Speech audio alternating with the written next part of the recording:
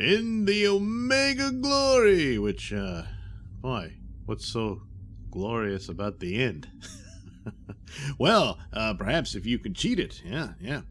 So the Enterprise comes along to planet Omega 4 and encounters yet another Starfleet ship, which looks just like the Enterprise, called the USS Exeter.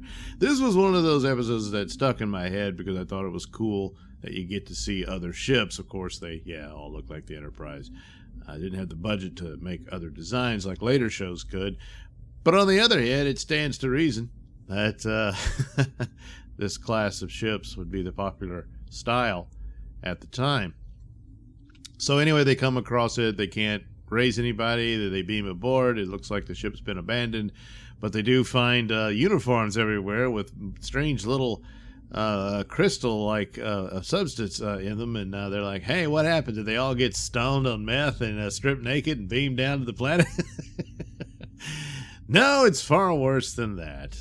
Later on, McCoy discovers, hey, you know what? When you remove water, this is all the human body is. And then they're like, holy crap, it's them. You know, they never left the ship. They're all still there. And then they find the medical officer's log right before he dies.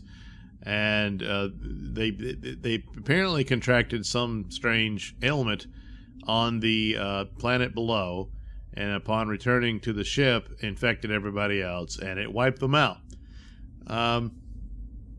So they go, oh crap, so now we're infected too. So they beam down to the planet, try to figure out what's going on, and they run into the Exeter's Captain Ron Tracy, and he explains that if you stay on the planet, you're safe. There's some sort of immunity to it in the atmosphere, but if you leave it, then the disease attacks you, and you die. So they're like, oh no, now we're stuck.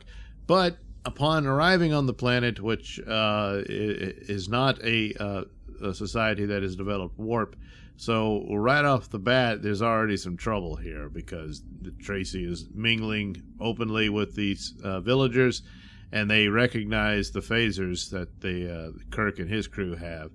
And like, hey, what's that about? Oh, well, we ran into some trouble. And, well, it turns out they're involved in a war with another tribe, yes, that they refer to as the Yangs. And the villagers, well, they're called Coms. And Tracy has just been disintegrating the Yangs with his phaser. And they discover this, and so he's violated the Prime Directive. And once again, this is a Prime Directive episode, and unlike previous ones where Kirk is bending the rules and whatnot, here he's in the position of a police officer, if you will, and has to take Tracy in. But Tracy has other ideas. He forces them to give up their weapons, and he kills one of Kirk's men. And then Kirk is like, this is crazy. Why are you doing this? And he says, well, turns out I've discovered the Fountain of Youth. And one of the comms admits to being over 1,000 years old. And so he thinks that as a result of some viral warfare, the disease that killed his crew, the people on the planet have developed an immunity to it. And as a result, their immunity is so powerful it fights off all disease. So they never really get sick, and they live for a very long time. And so now he's got dreams of offering, immortality to people. And hey, Kirk, don't you want in on this?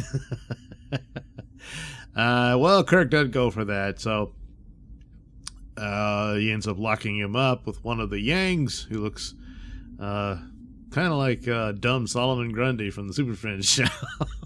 But he has a hot girlfriend. So Kirk fights with the guy, and then eventually he mutters the word to Spock's in the other cell, and they want to get out, and he says, keep working on how we can get our freedom. And the Yang goes, oh, freedom's a holy word. And he goes, what? Oh, he speaks. And so eventually they get to the part that really kind of takes away from the show, in my opinion. I would have thought that the pursuit of what Tracy thinks is the Fountain of Youth, and also demonstrating the importance of the Prime Directive, enough would have been enough.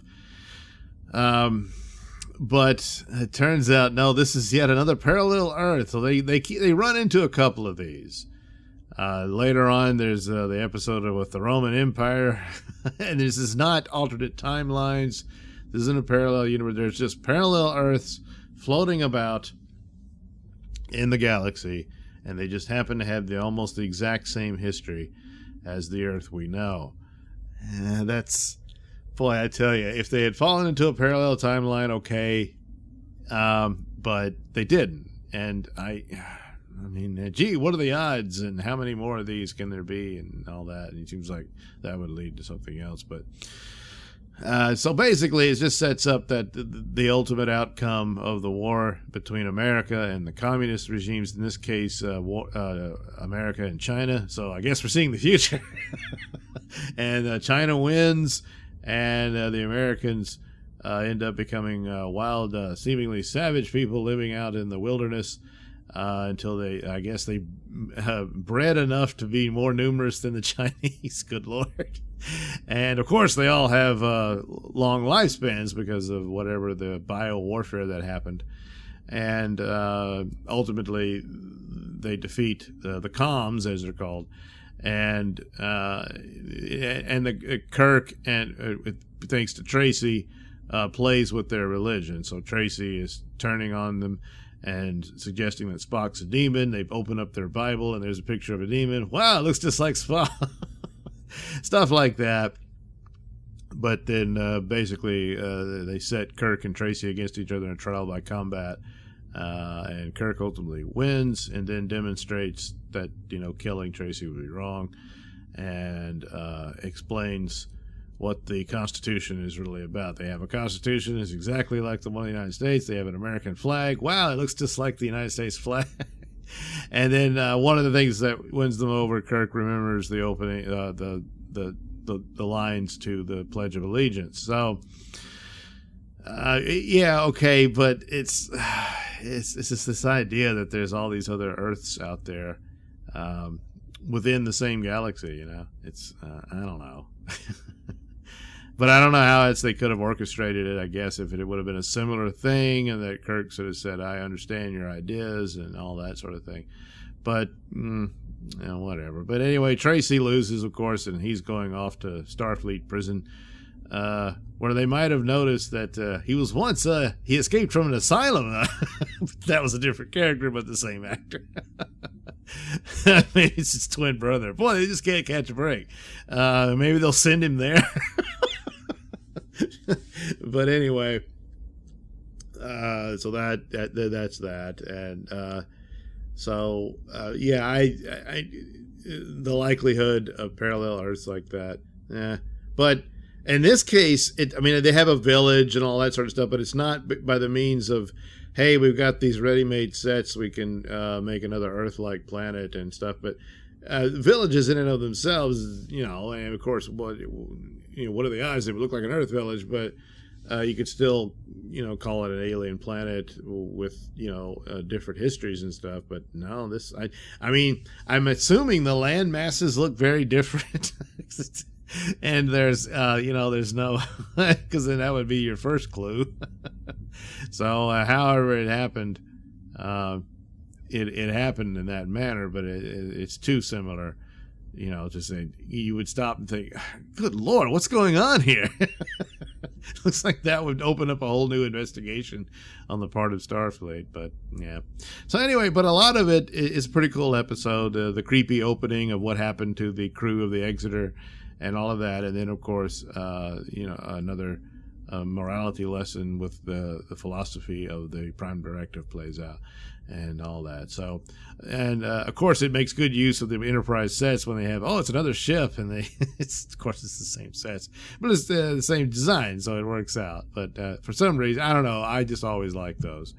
But anyway, there you go. The performances are great. There's good back and forth. There's good moments for Spock and McCoy and all that. So it's a good episode. It's just, come on. How many of these are going to put? Yeah, we're not done yet. So, what are you going to do? Thanks for watching and listening. Say, while you're still here, why not like and subscribe and share with your many friends? Yes. Also, check out my mini stores in the link description below. Yes, where you can get t-shirts, hats, mugs, all those goodies with my artwork on them. Oh, yeah. And head over to indieplanet.com and pick up a copy of my comic book, Night Night. Oh, yeah. You can also catch me at my podcast, Mr Nailsin Show, on RadioMisfits.com. And you can also watch my videos on BitChute.com and now on Rumble.com. Oh, my goodness. So many places to watch me and my stuff. Oh, yeah. And if that's not enough for you, well, you can follow me on many social media platforms and say hi to your old pal, Mr. Nailsin.